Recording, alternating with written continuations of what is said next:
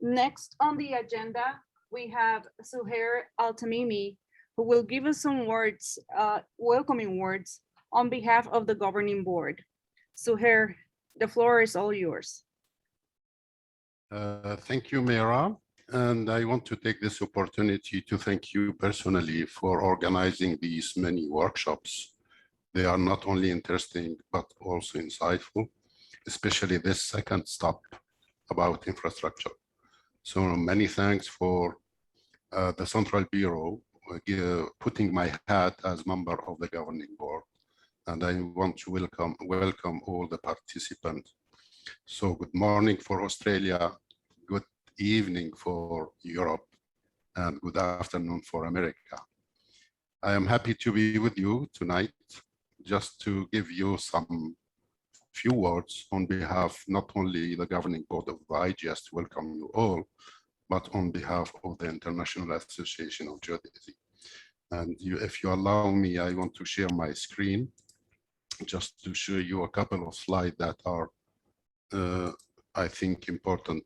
Oh, you have to give me the privilege to share the screen, Mira.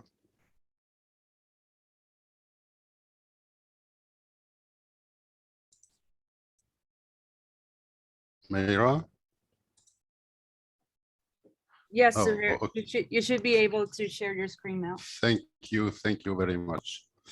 Okay, so I want to go back because actually the infrastructure is the basis of all what we do in geodetic science. And we tried a number of initiatives, a number of ways to sustain that geodetic infrastructure.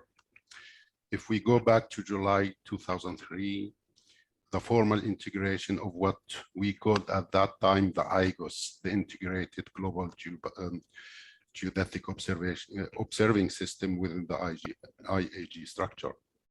And in 2007, following the IAG bylaws, GGOS became an integral component of IAG with a mission, and that mission is the development and maintenance of existing global geodetic infrastructure. In November 2009, we had the privilege to be invited to a meeting in Frankfurt by the BKG president at that time to discuss the creation of an intergovernmental committee for GGOS, because we recognized at that time that the global infrastructure was far from ideal and not sustainable at all and not sustainably funded. And the outcome of that meeting was the Frankfurt Declaration, which became an agreement between agencies. It was not easy or not not easy to have a kind of intergovernmental agreement. And that committee called GIAG was created in 2010 towards an appropriate intergovernmental arrangement to enhance the sustainability of the global geodetic reference frame. In 2011, we witnessed the establishment, the creation of United Nations Global Geospatial Information Management. And in 2013, I was one of the actors of the creation of a working group within NGGIM, which we call the Global Geodetic Reference Frame Working Group. In 2014, the GIAG dissolved for a very simple reason that we did not succeed to do anything to sustain our geodetic infrastructure. In 2016, we created the UNGGIM subcommittee on geodesy. Now, just to, I have a new PC, so I have some problems to display my, oops, I'm really sorry for that.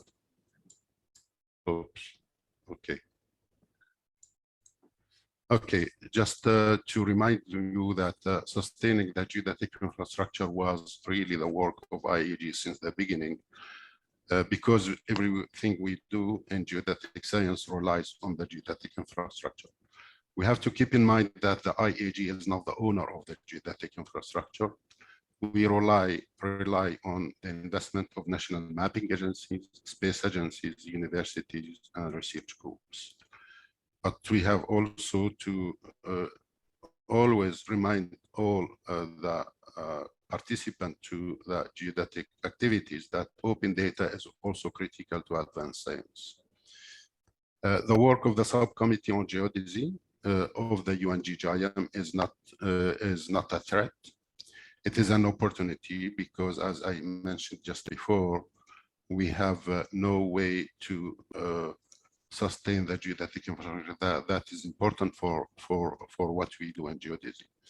But IAGE should have its role within that activity, within that initiative, to provide guidance and science plan, and being an actor in shaping the work of the subcommittee on geodesy. Now we have, let me remind you that for the first time in history of the United Nations, we had a resolution by the General Assembly that was adopted in 2015 on a global geodetic reference frame for sustainable development. And after that, just recently, the subcommittee on geodesy have finalized 2 reference documents that were prepared and now adopted by the UNGGIM Committee of Experts at the 11th session this August. And these are the draft position paper on sustaining the global geodetic reference frame and the concept paper on establishing the Global Geodetic Center of Excellence. And now we are fortunate to have an offer by the Federal Republic of Germany to host the Global Geodetic Center of Excellence in Bonn in the campus of United Nations. But we have also to keep in mind that it's a federated center, which means that there are opportunities to countries to contribute to that center. So I wanted to just to give you this brief introduction to underline the importance of the geodetic infrastructure. And if I was involved in this initiative within the United Nations since 2013, since more than 8 years, is because we see the degradation of the geodetic infrastructure while we are developing the International Terrestrial Reference Frame, the ITRF. And the contribution of the IGS is highly important because the IGS contribution connects the 3 other techniques in order to be able to establish the ITRF. But not only that, we know that the IGS products disseminate the ITRF universally, and we have access to the ITRF everywhere, anytime, using the IGS products. But there is something that the IGS geodetic infrastructure group might need to know, is that the network of the IGS need enhancement in terms of quality of the instrument there, because keep in mind that we are developing the ITRF 2020 now, and we see about almost in average 2.5 discontinuities in the time series of the IGS just because of equipment change.